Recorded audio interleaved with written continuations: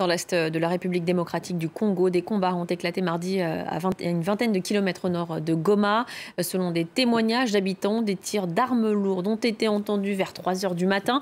Certaines sources affirment que des rebelles du M23 ont attaqué une position militaire. D'autres accusent des Rwandais d'avoir participé au combat. Des centaines de civils ont fui. Je vous propose d'écouter ces quelques réactions au micro de Justin Kabumba.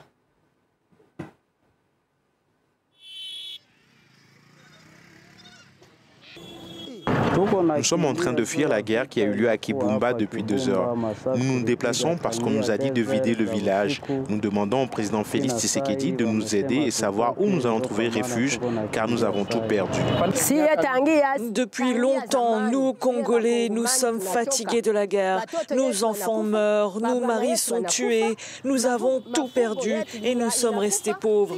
Regardez, on ne cultive plus nos champs car nous fuyons chaque fois. Que le président Tshisekedi fasse tout pour dialoguer avec son homologue, pour que les gens ne meurent plus et que la paix revienne.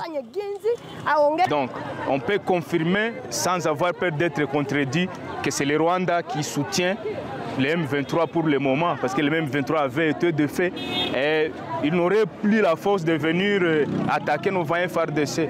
On peut déjà confirmer que le Rwanda est déjà derrière cette attaque et nous condamnons avec la dernière énergie.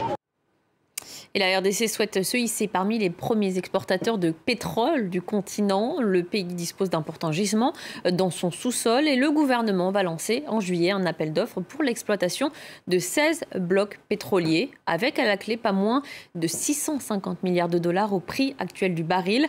Didier Boudimbou, ministre des hydrocarbures, était mon invité.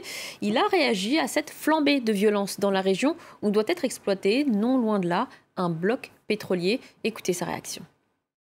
La première des choses, c'est que le gouvernement, suivant la vision du chef de l'État, a déjà décrété ce qu'on appelle l'état d'urgence pour essayer de régler ces histoires.